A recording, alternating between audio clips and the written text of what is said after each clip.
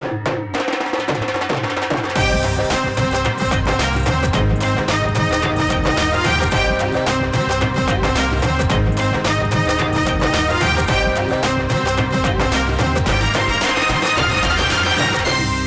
आंखों, सुनते कानों और धड़कते दिलों, आप सबको हमारी तरफ से अस्सलाम वालेकुम। वालेकुम अस्सलाम। कैसे साहब? आज माशाल्लाह तेल मेहंदी दे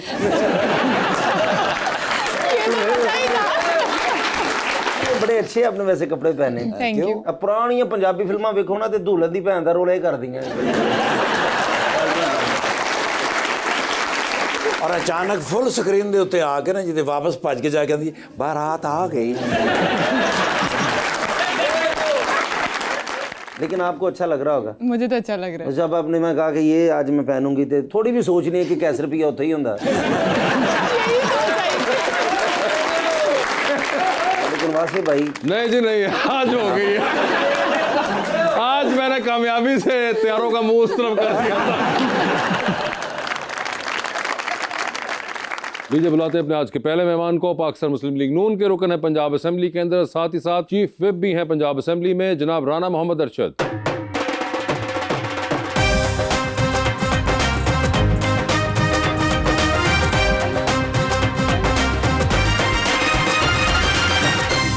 और उनका साथ देने के लिए हमारी दूसरी मेहमान विजुअल आर्टिस्ट नबिहा गिलानी।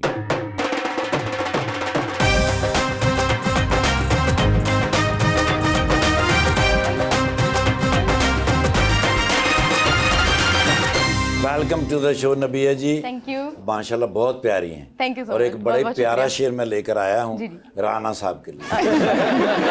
मेरी रूह में जो उतर सकें वो मोहब्बतें मुझे चाहिए, जो शराब हों ना अजाब हों वो रफाकतें मुझे चाहिए, जो मेरी शबों के चिराग थे, जो मेरी उम्मीद के बाग थे, वही लोग हैं मेरी आरज़ू, वही सूरतें मुझे चाहिए।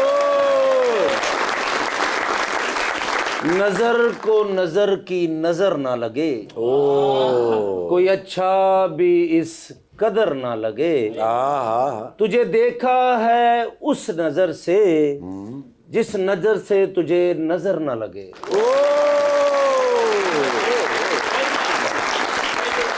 राना साहब कैसे लगे आपको शेर? अल्हम्दुलिल्लाह जी, मेरे प्यारे भाई जो हैं वो आवाम की दिलों की धड़कन है, तो जो वो अल्फाज बोलते हैं वो बड़े प्यारे होते सर मेरा नाम कैसर पिया है, मियां नवाज शरीफ नहीं। आवाम के दिलों की धड़कन सर। हैं। कैसर पिया साहब, जब मैं रात को असेंबली से बजट या बिल पास करवा के जाते हैं ना, घर पहुंचते हैं जी, तो वो जब 11 बजे प्रोग्राम इनका आता है ना, तो फिर मुझे खुशी होती है, वो थकावट उतर जाती है। ये अल्लाह का देन है सर। और राणा साहब साडे पुराने दोस्त ने जी माशाल्लाह, और इंज ही फ्रेश रहंदे ने। अच्छा, पता नहीं केड़े मुल्कों रेजर लेके आउंदे ने। राणा साहब फौरन बता दीजिए, अगर बात रेजर के अंदर है फ्रेशनेस की, तो प्लीज मैं आपसे 2-3 दर्जन लूंगा, ताकि इनको तो मैं दूं। नहीं मगर मुझे बताइए, वैसे आपको किसी और ने भी ये कॉम्प्लीमेंट दिया है कभी इस तरह? नहीं, मेरा ख्याल मेरी इस तरह जरा तवज्जो कम होती नहीं, है। आपकी तवज्जो कम है, लेकिन लोगों की तवज्जो आप पे होती है। नहीं, मैं समझता हूँ कि ये हमारे बड़े प्यारे छोटे भाई हैं, ये इनकी मोहब्बत है और ये इनका बड़ापन है जी। मेरे अंदर तो कोई खूबी ऐसी नहीं। भाई सर आप दोस्त बहुत अच्छे हैं। और फ्रेश भी है माशाल्लाह। उन्होंने पता ना ये 3 साल और हुकूमत है, फ्रेश ही रहना है। कैसे पिया साहब, इसमें खुशी वाली बात नहीं है। 2 दर्जन मेरे ऊपर मुकदमात हैं जी। आप पे भी 2 दर्जन? जी जी जी, 2002 में हुए, फिर 2018 में हुए, और फिर वो भुगत रहे हैं जी, अभी कोर्ट्स में हैं। तो सर जब 2 दर्जन मुकदमात हैं, तो फिर तो आप पीटीआई ज्वाइन कर लें। वो कहकर बुलवाकर कहते हैं कि यार हमें गिरफ्तार कर लें, जरा नंबर बन जाए, और ये हम ऐसे करेंगे तुम ऐसे कर लो। तो मैं समझता हूँ कि मैं तो हर पॉलिटिकल वर्कर की इज्जत करता हूँ, उनकी भी करता हूँ, और एक ही गुजारिश करूँगा कि वो जिधर हैं वो साबित कदम रहें। पार्टियां बदलने वाला जो मुझे नहीं अच्छा लगता, वो लोटा ही होता है, चाहे नून में हो, पीटीआई में हो, किसी में हो, जो मुस्तकिल मजाजी के साथ खड़े हो जाते हैं। गुजारिश ये है कि ये जेलें, ये हथकड़ियाँ, ये एक पॉलिटिकल वर्कर, एक सियासी लीडर का माथे का झूमर होता है। और सर मैं मियाँ साहब की गल करना कि बड़ी रिस्पैक्ट है सारे नून लीग वालियां दी नून लीग च, लेकिन मियाँ साहब जिन्ना प्यार राणा साहब नूं करदे शायद किसी नूं ना करदे। अच्छा जी। एक शादी ते मैं गया, एक दूसरे मुंह च बुरकियां पा रहे सन। राणा साहब पता नहीं अभी उन्होंने एग्जैजरेट की है बात या इसमें कोई हकीकत में तो मियाँ साहब मेरे लीडर हैं और मैंने तो जब उनका पहला इलेक्शन था उस वक्त बहुत यंग थे, लेकिन फिर आस्ता आस्ता हमने बतौर वर्कर उनके नारे लगाए और मैं समझता हूँ कि मियाँ नवाज शरीफ में एक खूबी है कि वो यारों के यार हैं और मुल्क से मोहब्बत करने वाले हैं। जब 12 मई 1998 को इंडिया ने 4 धमाके किए, डॉक्टर साहब आपको तो पता है पूरा पाकिस्तान परेशान था, तो फिर नवाज शरीफ ने हिम्मत की और 28 मई 1998 को 4 धमाकों के मुकाबले में 6 धमाके करके एटमी प्रेसिडेंट क्लिंटन के 6 फ़ोनों को जूते के नोक पर लिखकर पाकिस्तान को एटमी ताकत दी। और ये जुल्फ़िकार भुट्टो साहब ने काम शुरू किया था, डॉक्टर अब्दुल कजीद साहब ने किया था, मैं उनको भी खराज तहसीन पेश करता हूँ। लेकिन किसी इस्लामी मुल्क का एटमी प्रोग्राम डिक्लेयर करना ये अमेरिका, बहादुर या तमाम तागूनी ताकतों को मंजूर नहीं था, वो कबूल नहीं करते थे। तो अल्हम्दुलिल्लाह ये अल्लाह ताला ने हिम्मत दी। सर मियाँ साहब दी ते राणा साहब दी मोहब्बत सर मोटरसाइकिल वो चलाते के मार दे। ये बात ऐसे ही है, जब घर का बड़ा या सरबरा अपने छोटों को डायरेक्शन देते हैं तो फिर छोटों को तो उसी तरह बे करना चाहिए ना। तो जो नवाज शरीफ हुक्म करते हैं पार्टी के लिए या मुश्किल या आसानी के लिए, तो अल्हम्दुलिल्लाह हम अमल भी करते हैं, हम फिर डट भी जाते हैं, हम फिर खड़े भी हो जाते हैं। नविया जी आपके क्या हाल हैं? मैं ठीक ठाक, अल्लाह का शुक्र। खैरियत से हैं आप? अल्हम्दुलिल्लाह। आपने शो देखा हुआ है? जी बिल्कुल। ओके, कैसी लगी आपको राणा साहब की बातें? अच्छी बातें हैं, ये बड़ी अच्छी उन्होंने बात की है वाकई कि जब आपके घर का सरबरा आपके ऊपर उनका हाथ हो तो आपको उनकी इज्जत भी करनी चाहिए, उनके कहे को मानना भी चाहिए। तो मुझे ये बड़ी अच्छी लगी बातें। आपका ताल्लुक लाहौर से ही है? मेरा ताल्लुक लाहौर से। मुझे बताएं विजुअल आर्ट, जी, why that? Because nothing else. Really? Yes, कुछ और नहीं कर सकती थी मैं, मुझे था कि ये बहुत मेरे लिए नबिया जी अगर मुझे इंग्लिश का पता होना मैंने भी इसी तरह खुश होना था। मगर क्यों? वो इसलिए क्योंकि अगर देखा जाए तो मैं स्कूल में अच्छी नहीं थी बिल्कुल भी, ठीक है। फेल भी किए मैंने क्लासेस, वो मेरे एक डिसऑर्डर है डिसलेक्सिया, उसकी वजह से। तो मेरी अम्मा ने शुरू से ही मेरे इनबिल्ट किया था कि तुम ड्राइंग में अच्छी हो, तुम ये करना, तुम ये करना। तो पहले से ही मुझे था कि एनसीए में मैंने जाना ही जाना है। वो एनसीए में हुआ नहीं मेरा, तो लाहौर कॉलेज से फिर मैंने ग्रेजुएट किया। तो विजुअल आर्ट सबसे अच्छी फील्ड थी जिसमें मुझे हर चीज़ नज़र आती, स्कल्पचर भी, पेंटिंग भी, सिरामिक्स भी, प्रिंट मेकिंग भी, जिसमें सारों में मेरा इंटरेस्ट था। तो इसलिए फिर मैंने विजुअल आर्ट ही किया। और वाज देयर एनीथिंग एल्स? रामना जरा राणा साहब पैसे ट्रांसफर कर रहे हैं। तो नबिया पेंटिंग ही क्यों चूज किया फिर? पेंटिंग इसलिए चूज़ की, मुझे लगता है वो मेरा मीडियम ऑफ एक्सप्रेशन था। मुझे लगता था कि मैं उसको ज़्यादा अच्छे तरीके से अपनी बात को कन्वे कर सकती हूँ, जो कि आर्ट की फील्ड में मुझे लगता है सबसे कॉमन भी है, ठीक है, और सबसे इजी तो नहीं कहेंगे but it is more relatable, बजाय इसके कि मैं किसी सिरामिक में जाती या फिर मैं प्रिंट मेकिंग में जाती। तो इसलिए मैंने उस मीडियम को चुना जो आपके व्यूअर्स होते हैं वो आराम से उसको कैच कर सकें। कभी ऐसा हो कि पेंटिंग की कोई और हो, बन कोई और गई हो? तो हमेशा, हर बार ऐसा होता है। इसीलिए फिर साढ़े को आया कुछ और आपका था? कोई बचपन में कोई और ख्वाब हो क्या वो बनना चाहती है? कोई और ख्वाब नहीं था मेरा, कोई भी नहीं। You wanted to be a painter? Yes, मेरी हॉबी भी यही थी, इतनी मेरा क्लियर शौक थी आप? भी यही था, सब कुछ यही था मेरा कि मैंने बस आर्टिस्ट ही बनना है। और साहब आपका भी शौक था कि मैंने सियासतदान बनना? मैं समझता हूँ कि ये तो अल्लाह ताला की तरफ से ही मुकद्दर और किस्मत में लिखा जाता है, और फिर दूसरा आपके उस्ताद, आपके वालिदैन की ट्रेनिंग भी होती है।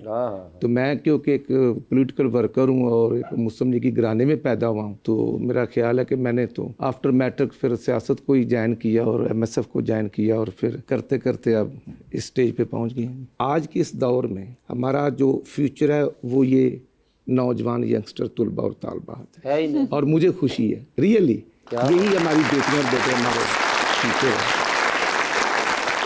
मैंने प्राइमरी मिडिल इधर से गवर्नमेंट हायर सेकेंडरी गोरशा से किया, फिर मैं शाहकोट गया 9th-10th की, उसके बाद फिर मैं technology college railway road Lahore दाखिल हुआ। तो मुझे तो नहीं पता था कि मैं MPA बनूंगा, मैं चीफ विप बनूंगा, मैं कैबिनेट मेंबर बनूंगा, लेकिन ये साथ साथ एक टैलेंट होता है। और जब सब एक डायरेक्शन एक बेटी या बेटे की हम पॉजिटिव सेंस में लेकर जाएंगे ना, तो रियली वो तरक्की करते हैं, चाहे वो जॉब करें चाहे वो बिजनेस करें। और अगर नेगेटिव सेंस की तरफ चला जाए तो ये हमारा जो फ्यूचर है, फिर जब हमारे सामने तबाह होता है, जब वो ऐसी नेगेटिव एक्टिविटीज़ में मुलव्वस हो जाते हैं कि फिर रिवर्स मुश्किल हो जाता है। तो मैंने वालिदैन को परेशान होते हुए और उनके घर वालों को परेशान होते हुए देखा है, इसलिए मेरी कोशिश होती है कि हम अपनी बेटियों और बेटों को वो जो कि है ही फ्यूचर, है ही मुस्तकबिल, तो उनका मुस्तकबिल है उसका तयन करने का अख्तियार भी होना चाहिए और उनकी रहनुमाई भी होनी और राणा ਸਾਹਿਬ ਦੀ ਮੈਂ ਇਸ ਤੋਂ ਅੱਛੀ ਗੱਲ ਇਹ ਕਰਨਾ ਕਿ ਰਾਣਾ ਸਾਹਿਬ ਜਿੱਥੇ ਵੀ ਜਾਂਦੇ ਨੇ ਨਾ ਕਿਸੇ ਇਵੈਂਟ ਤੇ ਜਾਣ ਉੱਥੇ ਬੱਚਿਆਂ ਦੀ ਹੌਸਲਾ ਅਫਜ਼ਾਈ ਕਰਦੇ ਨੇ, ਉਹਨਾਂ ਨੂੰ ਇਨਾਮ ਦੇ ਕੇ ਜਾਂਦੇ ਨੇ ਬਹੁਤ ਜ਼ਿਆਦਾ। ਹਾਂਜੀ ਹਾਂਜੀ, ਤੇ ਅੱਜ ਵੀ ਆਏ ਨੇ ਤੇ ਮੈਨੂੰ 50,000 ਦਾ ਐਲਾਨ ਕਰਕੇ ਜਾਣਗੇ।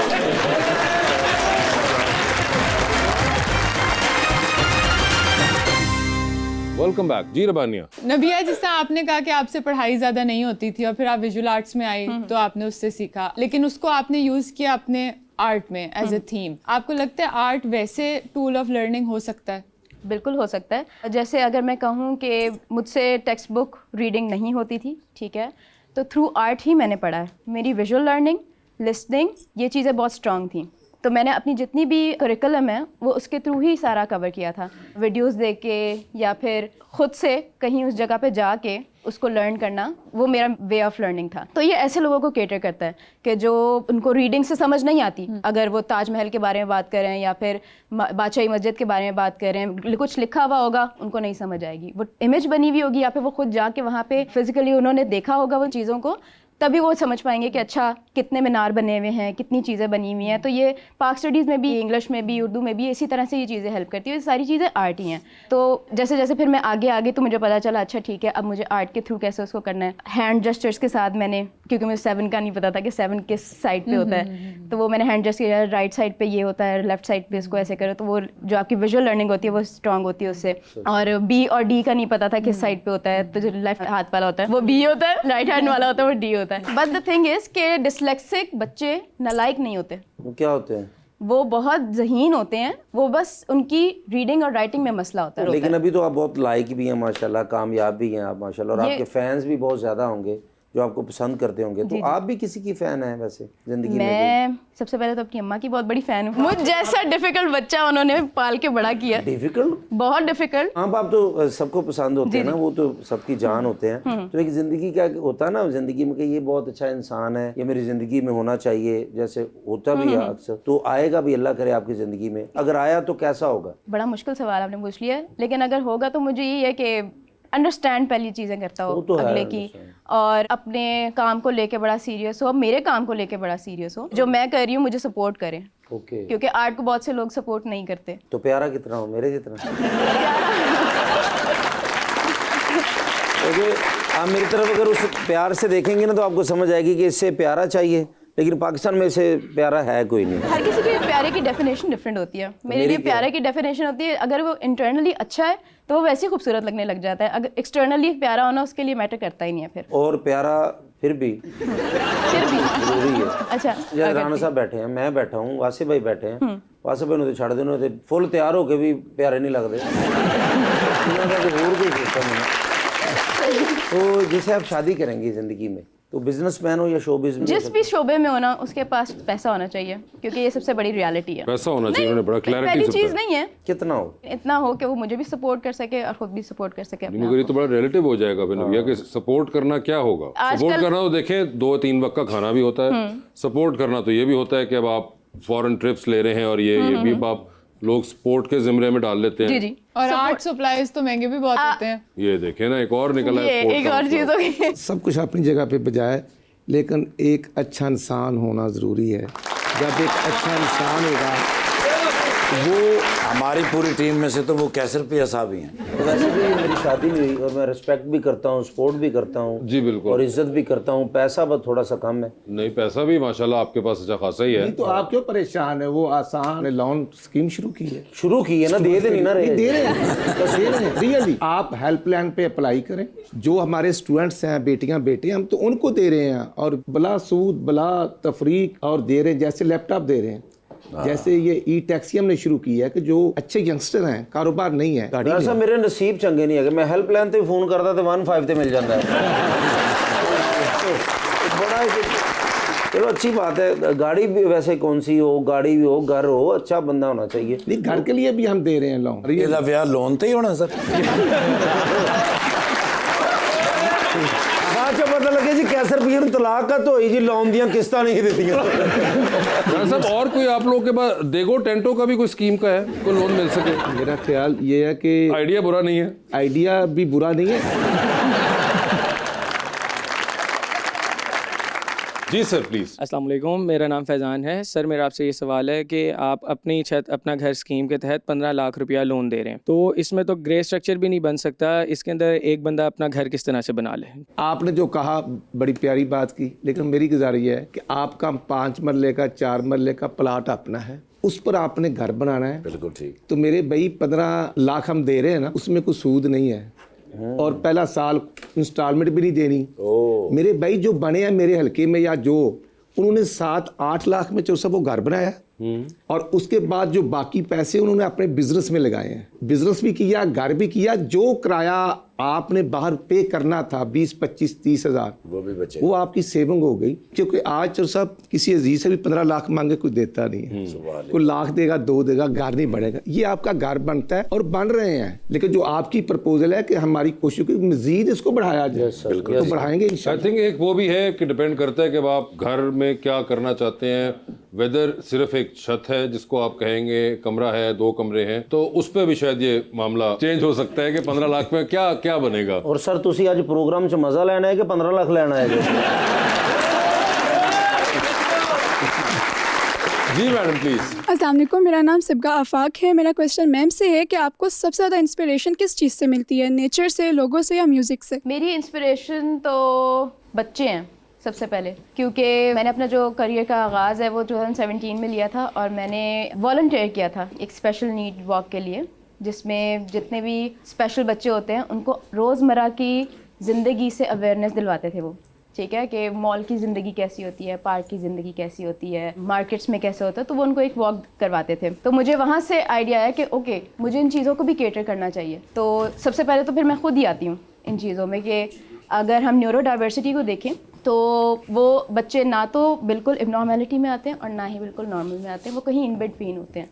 तो उनके लिए करिकुलम उस तरह से नहीं बनाया जाता। तो मेरी इंस्पिरेशन स्कूल से ही स्टार्ट हुई थी कि somebody has to talk about it, किसी को तो बात करनी है इस बारे में। तो मेरी इंस्पिरेशन वहीं से स्टार्ट होती है और फिर मैंने खुद स्कूल में भी जॉब किया हुआ है, वहाँ से मुझे पता चला अच्छा कितना रिजिड करिकुलम बेस्ड काम वहाँ पे करवाया जाता है। इवन आर्ट में भी सबसे पहले तो आर्ट कहता ही ये है कि think out of the box, तो वो जब आप बॉक्स में रख के आर्ट करवाओगे तो क्या फ़ायदा। तो इसलिए मेरा सारा आर्ट की इंस्पिरेशंस निकलती ही स्कूल से हैं, स्पेशल नीड बच्चों से हैं, और जितने भी मैंने अभी इसके समर कैंप भी करवाया था एक, वहाँ से आती है फिर मेरी सारी इंस्पिरेशन। जी अस्सलाम वालेकुम, मेरा नाम जीनत अवैस है। मेरा सवाल मैम से है, आप अपनी पेंटिंग में पर्सनल एक्सपीरियंस को ज़्यादा रिफ्लेक्ट करती हैं या जनरल थीम्स को? मैं अपने पर्सनल एक्सपीरियंस को करती हूँ, क्योंकि मुझे लगता है मैं उसको ज़्यादा अच्छे तरीके से एक्सप्लेन कर सकती हूँ अपने आर्ट में, क्योंकि मेरा शुरू से ही अपने पर्सनल एक्सपीरियंस पे ही सारा काम रहा है। और मेरा ऑब्वियसली जो टॉपिक भी है वो भी मैं बचपन से उसको झेलती आ रही हूँ, तो मुझे यही था कि मैंने उसी के ऊपर बात करनी है, उसी को रिफ्लेक्ट करना है अपने आर्ट में भी।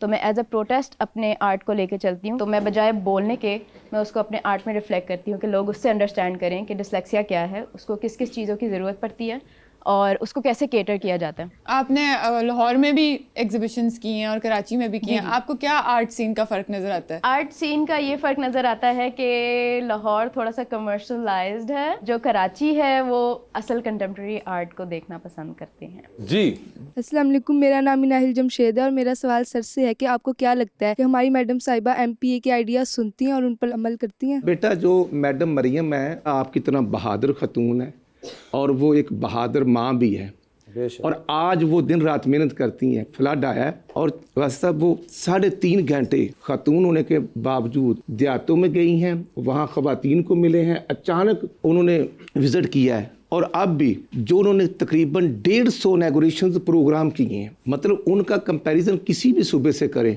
यकीन करेंगे वो कोई सिफारिश नहीं मानते। हम MP MNA हैं, अगर हमारी बात ठीक होगी तो वो ऑन करेंगे, नहीं होगी तो वो नहीं करेंगे। वो मेरिट पे काम करते हैं। जो बच्चे उनका तल्लक किसी भी पार्टी से है, उनको लैपटॉप दे रहे हैं, उनको E-बाइक दिए हैं, 30,000 मोटरसाइकिल दिए। उन्होंने भी जीतो पाकिस्तान शुरू करता है।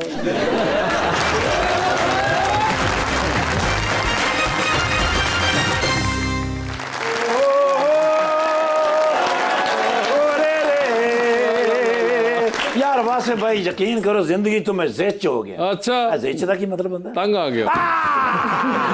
ਯਾਰ ਮੈਂ ਤੰਗ ਆ ਗਈ ਮਾਨ ਹਫਤੇ ਦੇ ਵਿੱਚ ਇੱਕ ਛੁੱਟੀ ਹੁੰਦੀ ਹੈ ਉਹ ਵੀ ਨਹੀਂ ਹੁੰਦੀ ਅੱਛਾ ਆ ਸੰਡੇ ਵਾਲੇ ਦਿਨ ਮੈਂ ਸੁੱਤਾ ਪਿਆ ਹਾਂ ਨਾ ਬਰਜਾਈ ਰੌਲਾ ਪਾ ਦਿੰਦੀ ਉੱਠੋ ਉਹ ਛੁੱਟੀ ਵੀ ਸੌਂ ਕੇ ਗੁਜ਼ਾਰਨੀ ਜੇ ਆ ਬੱਚਿਆਂ ਨੂੰ ਲੈ ਜਾਓ ਕਿਧਰੇ ਇੰਟਰਟੇਨਮੈਂਟ ਤੇ ਉਹ ਲੱਦ ਕੇ ਲੈ ਜਾਣਾ ਕਿਸੇ ਹੋਟਲ 'ਚ ਜਾ ਕੇ ਮੈਂ ਤਿੱਕੇ ਛਿੱਕੇ ਖਵਾ ਕੇ ਲੈ ਆਉਣਾ ਠੀਕ ਹੈ ਹਰ ਵਾਰੀ ਨਵੇਂ ਹੋਟਲ ਤੇ ਲੈ ਕੇ ਜਾਣਾ ਯਾਰ ਕੰਮ ਤੇ ਕੋਈ ਕਰਦੇ ਨਹੀਂ ਬੱਚਿਆਂ ਦੇ ਵਿੱਚ ਕੋਈ ਕ੍ਰੀਏਸ਼ਨ ਤੇ ਹੈ ਨਹੀਂ ਜਾਂ ਰੋਟੀ ਖਾਂਦੇ ਨੇ ਜਾਂ ਸੌਂਦੇ ਨੇ ਖਾ ਖਾ ਕੇ ਇਹਦੇ ਵਰਗੇ ਡੱਡੂ ਹੋ ਗਏ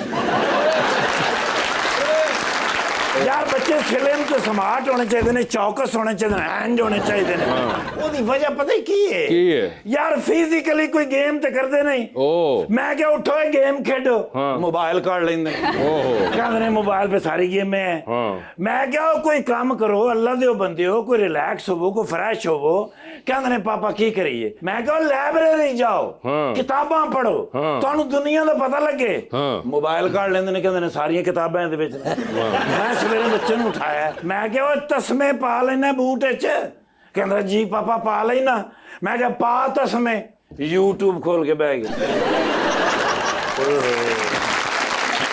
ਯਾਰ ਮੈਂ ਕਿਹਾ ਤਸਮੇ ਨਾਲ YouTube ਦਾ ਕੀ ਤਾਲੁਕ ਹੈ ਬਿਲਕੁਲ ਕਹਿੰਦੇ ਨੇ ਪਾਪਾ ਇਹਦੇ ਵਿੱਚ ਤਰਕੀਬ ਲਿਖੀ ਹੋਈ ਹੈ ਮੈਨੂੰ ਕਹਿੰਦੇ ਨੇ ਪਾਪਾ ਜੇ ਇਹ ਗੱਲ ਹੈ ਨਾ ਲੈ ਚੱਲ ਸਾਨੂੰ ਪਾਰਕ ਓਕੇ ਮੈਂ ਕਿਹਾ ਸ਼ੁਕਰ ਇਹਨਾਂ ਦੇ ਦਿਲ 'ਚ ਖਿਆਲ ਪੈਦਾ ਹੋਇਆ ਠੀਕ ਹੈ ਲੈ ਗਿਆ ਪਾਰਕ ਓਕੇ ਉੱਥੇ ਪਾਣੀ ਪਾਣੀ ਓਏ ਹੋਏ ਇੰਨਾ ਪਾਣੀ ਇਹਦੇ ਤੋਂ ਵੀ ਵੱਡੇ ਵੱਡੇ ਡੱਡੂ ਵਿੱਚ ਫਿਰ ਰਹੇ ਦੱਸੋ ਬੰਦਾ ਕੀ ਕਰੇ ਯਾਰ ਅਖੀਰ ਫਿਰ ਮੇਰੇ ਦਿਲ 'ਚ ਖਿਆਲ ਆਇਆ ਬਈ ਇਸ ਮੁਲਕ ਦੇ ਵਿੱਚ ਜ਼ਹੀਨ ਤਰੀਨ ਜਿਹੜੀ ਸ਼ਖਸੀਅਤ ਹੈ ਉਹ ਤੇ ਵੱਡੇ ਮੀਆਂ ਸਾਹਿਬ ਨੇ ਕੱਢਿਆ ਫਿਰ ਮੈਂ ਡਾਲਾ ਪਹੁੰਚਿਆ ਵੱਡੇ ਮੀਆਂ ਸਾਹਿਬ ਮੈਨੂੰ ਵੇਖ ਕੇ ਹੈਰਾਨ ਉਹਨੇ ਕਿਹਾ ਓਏ ਅਚਾਨਕ ਮੈਂ ਕਿਹਾ ਸਰ ਤੁਹਾਡੇ ਨਾਲ ਇੱਕ ਗੱਲ ਕਰਨੀ ਬੜੀਆਂ ਮੈਂ ਕਿਹਾ ਅਸੀਂ ਸੜਕਾਂ ਬਣਾ ਲਈਆਂ ਬੜੇ ਪੁਲ ਬਣਾ ਲਏ ਮੋਟਰਵੇ ਵੀ ਬਣ ਗਏ ਉਹ ਇੰਟਰਟੇਨਮੈਂਟ ਵਾਸਤੇ ਅਸੀਂ ਬੱਚਿਆਂ 26 ਕਰੋੜ ਆਵਾਮ ਹੈ ਕਿੱਥੇ ਜਾਣਗੇ ਇਹ ਫਿਜ਼ੀਕਲੀ ਡੈਡ ਹੁੰਦੇ ਜਾਂਦੇ ਨੇ ਮੈਨੂੰ ਕਹਿੰਦੇ ਨੇ ਦੱਸ ਫਿਰ ਕੀ ਕਰੀਏ ਮੈਂ ਕਿਹਾ ਸਰ ਕੋਈ ਇੰਟਰਟੇਨਮੈਂਟ ਕਰੀਏ ਕਹਿੰਦੇ ਨੇ ਉੱਠ ਚਲੀਏ ਗਏ ਹੋਟਲ ਤੇ ਜਾ ਕੇ ਫਿਰ ਤਿੱਕੇ ਕਬਾਬ ਖਵਾ ਕੇ ਲੈ ਉਹ ਮੈਂ ਕਿਹਾ ਸਰ ਇਹ ਇੰਟਰਟੇਨਮੈਂਟ ਨਹੀਂ ਹੈ ਫਿਜ਼ੀਕਲੀ ਹੋਣੀ ਚਾਹੀਦੀ ਹੈ ਬੰਦੇ ਦਾ ਜ਼ਿਹਨ ਖੁੱਲੇ ਕਹਿੰਦੇ ਨੇ ਦੱਸ ਕੀ ਕਰੀਏ ਪੌਣਾ ਘੰਟਾ ਮੈਂ ਦਿਮਾਗ ਬਜਾਇਆ ਮੇਰੇ ਜ਼ਿਹਨ 'ਚ ਕੋਈ ਗੱਲ ਹੀ ਨਹੀਂ ਆਈ ਮੈਨੂੰ ਕਹਿੰਦੇ ਨੇ ਸੋਚ ਕੇ ਦੱਸ ਦੇ ਉਹ ਵਕਤ ਮੇਰੇ ਜ਼ਿਹਨ 'ਚ ਆਇਆ ਡਿਜ਼ਨੀਲੈਂਡ ਮੈਂ ਕਿਹਾ ਪਾਕਿਸਤਾਨ ਦੇ ਵਿੱਚ ਅਸੀਂ ਡਿਜ਼ਨੀਲੈਂਡ ਬਣਾਉਣੇ ਲੇਕਿਨ ਹੁਣ ਕੋਈ ਬੰਦਾ ਐਸਾ ਹੋਵੇ ਨਾ ਜਿਹੜਾ ਮੀਆਂ ਸਾਹਿਬ ਦੇ ਬਿਲਕੁਲ ਕਰੀਬ ਹੋਵੇ ਜਿਹੜਾ ਉਹਨਾਂ ਨੂੰ ਇਹ ਮੈਸੇਜ ਪਹੁੰਚਾ ਦੇਵੇ ਬਈ ਅਸੀਂ ਹਰ ਵੱਡੇ ਸ਼ਹਿਰ ਦੇ ਵਿੱਚ ਇੱਕ ਡਿਜ਼ਨੀਲੈਂਡ ਬਣਾਈਏ ਇਸਲਾਮਾਬਾਦ ਫੈਸਲਾਬਾਦ ਲਾਹੌਰ ਬਈ ਇਹ ਪਲੀਜ਼ ਪਹੁੰਚਾਓ ਮੇਰਾ ਪੈगाम आप पहुंचा दीजिए ਨਾਲ ਹੀ ओ माशाल्लाह राणा अरशद साहब जी भाई मैं पूरी जिंदगी गुजारी है ना अच्छा कोई फायदा नहीं होया सर 24 घंटे जो काम मैंने उठे ने पब्लिक चले गए ने उठे ने पार्लियामेंट चले गए ने भाई ना मैनू टाइम दिता ना घर वाले नु टाइम दिता अच्छा और बड़े ही नफीस तरीन इंसान घट बोलते ने काम ज्यादा करते ने केड़ा सोच रहे बाजी ने मैं किधरे वेख्या है मैं सोशल मीडिया ते किधरे ये नबीहा है विजुअल आर्टिस्ट वो की हुंदा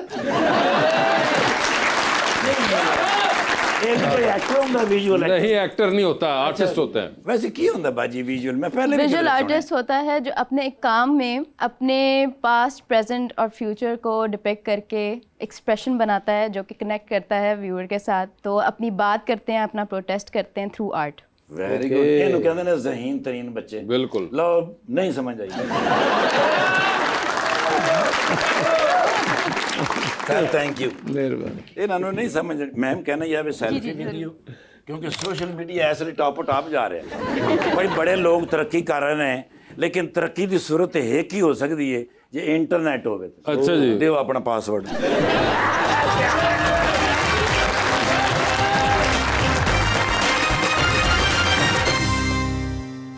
वेलकम बैक जी प्लीज काशिफ हुसैन रावलपिंडी गुजर खान से मेरा सवाल सर के लिए है सवाल भी है और एक पैगाम भी है लीडरशिप के लिए कि बनिस्बत दूसरी पार्टियों के मुस्लिम लीग नून में वर्कर्स को वो इज्जत नहीं दी जाती है क्या वर्कर्स का काम जलसे में नारे लगाना और झंडे बांधना ही रह गया है जब मुश्किल वक्त आता है तो वही वर्कर जो है मार खाता है और जब सही वक्त आता है तो उस वर्कर को नज़रअंदाज कर दिया जाता है अगर यही सिलसिला जारी रहा वर्कर्स के साथ तो नेक्स्ट इलेक्शन में आपको वर्कर भी नज़र नहीं आएगा थैंक यू वेरी मच ये आपके जज्बात और मैं आपकी कदर करता हूँ, मुझे बड़ी खुशी हुई है। देखना, मैं खुद एक पॉलिटिकल वर्कर हूँ और जैसे आप मेरी बेटियां बेटे बैठे, मैं भी एक आम इंसान हूँ, कोई वडेरा, कोई खुदा ना खास्ता मिल मालिक नहीं हूँ। आप हमारी कैबिनेट के मेंबर देखेंगे तो तमाम पॉलिटिकल वर्कर्स हैं और मरियम नवाज शरीफ काम करती हैं। जो आपकी बात है, आप बड़े प्यारे भाई हैं। अगर यही अपना घर स्कीम हम अपने वर्करों का नाम लेके कहेंगे कि ये राणे अरशद के आदमियों के प्लाट हैं और पैसे हैं, ये फलाने के हैं, तो लोग हमारे ऊपर उंगलियां उठाएंगे। Chief minister cross the board सबको ये सूरत दे रही है कि जो मुस्लिम लीग के वर्कर हैं वो हमारे माथे का झूमर भी हैं, हम उनके साथ हैं। और ये जो 1.5-2 साल होते हैं वो चीज़ों को मेरिट पर लाने के लिए ज़रूरी है कि हम आवाम की, पब्लिक की बात करें। तो वो अल्हम्दुलिल्लाह प्राइम मिनिस्टर साहब शहबाज शरीफ साहब, मरियम नवाज शरीफ और मियाँ शहबाज शरीफ साहब कर रहे हैं ताकि आम आदमी को रिलीफ मिले। अब वासे साहब CCD एक ऐसा महकमा बना दिया गया है, स्ट्रीट क्राइम होता है ठाकुर साहब जी सर, आप और हम घरों से आ जाते हैं तो जो मोहल्ले में खड़े होने वाले टेररिस्ट होते हैं जो घरों में वारदातें करते हैं, ये जो सब एक स्पेशल फोर्स बना दी गई है कि कब्जा करने वाले, डकैतियों करने वाले, बदमाशी करने वाले और डकैती करने के दौरान जो वाकयात होते हैं उनको फ़ौरन निबड़ने के लिए ये CCD महकमा बना दिया गया और क्रॉस द बोर्ड बनाया गया। और उसी तरह रेगुलेटरी अथॉरिटी बना दी गई है कि जो ओवर चार्जिंग करते हैं, ज़ख़ीरा अंदोज़ी करते हैं, उनको मौके पर पकड़ना भी और गिरफ्तार भी करना और सजा भी देनी ताकि आम आदमी। आज आप देखें कि जो आटा है वो 10 किलो जो है जी वो 750 रुपए का किलो। सर मगर उनका मसला वर्कर वाला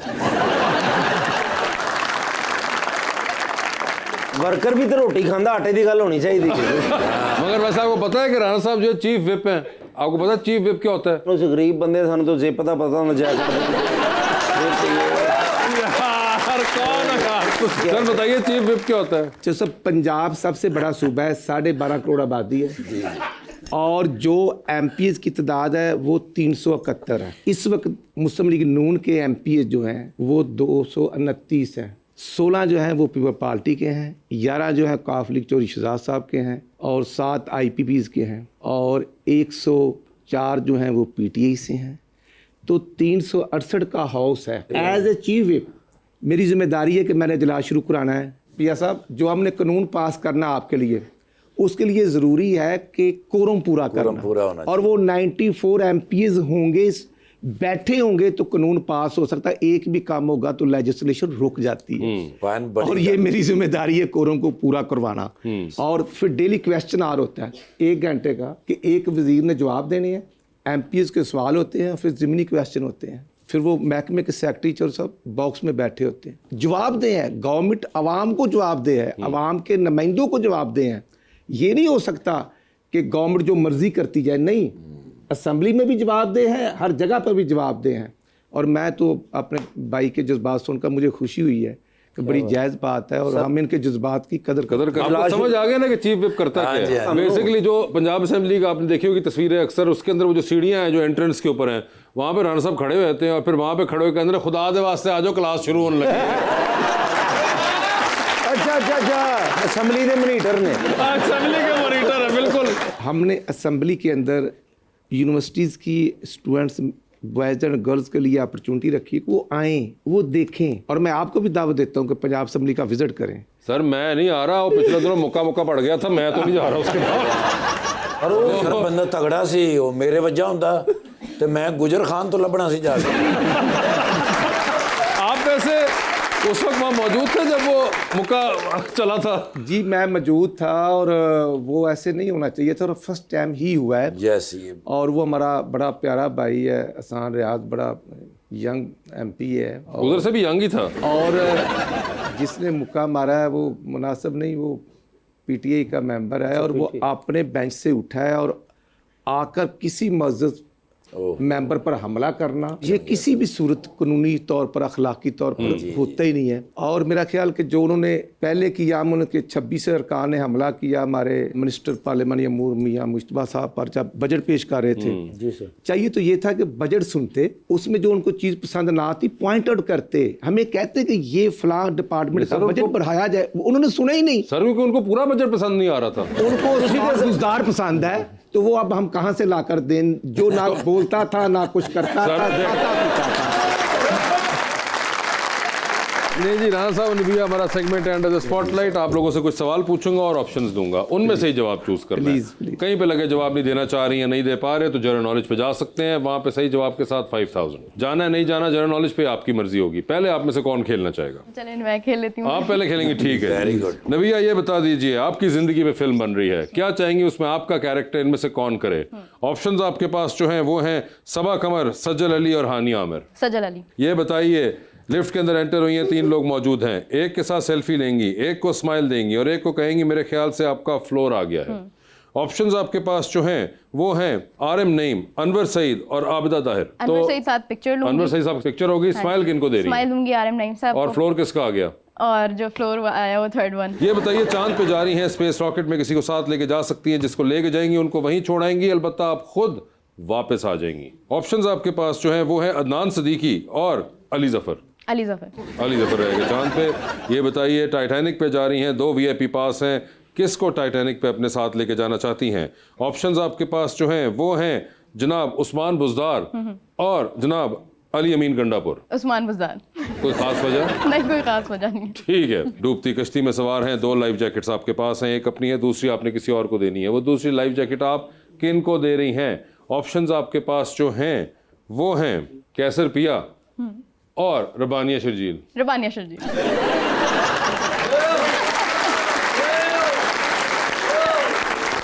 मैं हमें 35-37 मिनट ताड़ियां तारीफां करता रहे जी राणा साहब। सर बता दीजिए, फिर आपकी भी जिंदगी फिल्म बन रही है, क्या चाहेंगे कि उसमें आपके हीरोइन का कैरेक्टर इनमें से कौन सी अदाकारा करे? ओ मेरे ऑप्शंस आपके पास जो है राणा साहब वो हैं मोहतरमा माहिरा खान और मोहतरमा सबा कमर। कमल साहब कर लें। अच्छा, अभी भी आपका कमर का शौक पूरा नहीं हुआ? जी सर, ये बता दीजिए राणा साहब, लिफ्ट के अंदर एंटर हुए हैं, 3 लोग मौजूद हैं, एक के साथ सेल्फी है, एक को मुस्कुरा के देखेंगे और एक को कहेंगे यार मेरे ख्याल से आपका फ्लोर आ गया हुआ है।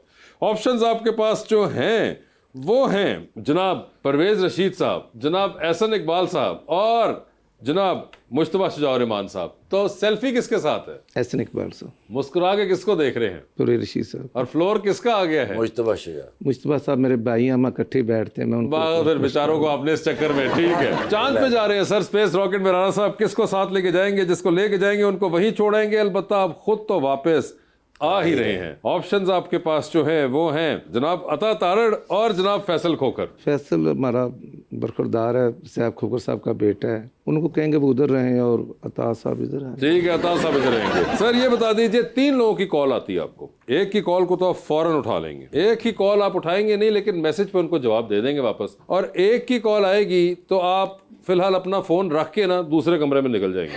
ठीक है। ऑप्शंस आपके पास जो हैं वो हैं मोहतरमा मरियम औरंगजेब, मोहतरमा जकिया शाहनवाज और मोहतरमा बेगम इशरत अशरफ। तो किसकी कॉल आएगी तो फौरन उठाएंगे? मरकजी सेक्रेटरी इंफॉर्मेशन मरियम औरंगजेब साहब। मरियम औरंगजेब साहब की कॉल फौरन उठा ली है, किसकी कॉल आएगी तो मैसेज पे जवाब दे देंगे? वो दोनों मेरी बड़ी बहनें हैं, मेरे कलीग हैं। बस फिर वो गई हैं।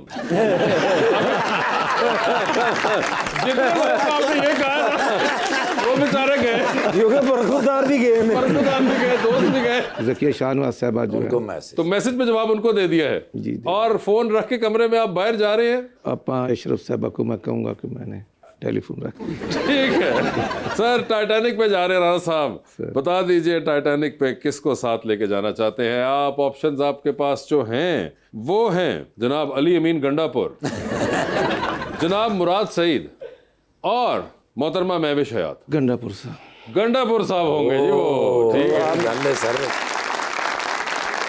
डूबती कश्ती में सवार हैं, 2 लाइफ जैकेट्स आपके पास है, एक अपनी है, दूसरी आपने किसी और को देनी है। बता दें वो दूसरी लाइफ जैकेट आप किन को दे रहे हैं? ऑप्शंस आपके पास जो हैं वो है जनाब हमजा शहबाज और जनाब इसाक डार साहब। हमजा साहब बड़े शौक से देखते हैं ये वाला सेगमेंट। हमजा साहब को देंगे जी, और डार साहब बड़े भाई हैं, उनको रिक्वेस्ट। ओके, बड़े भाई आप पहले बोल देते हैं कि डार साहब बड़े भाई हैं तो मैंने समझ जाना था कि जवाब क्या होगा। राणा साहब, thank you so much for being on the show. Nabi आपका बहुत बहुत शुक्रिया, best of luck to both of you, और आप सबकी भी तशरीफ आवरी का बहुत बहुत शुक्रिया।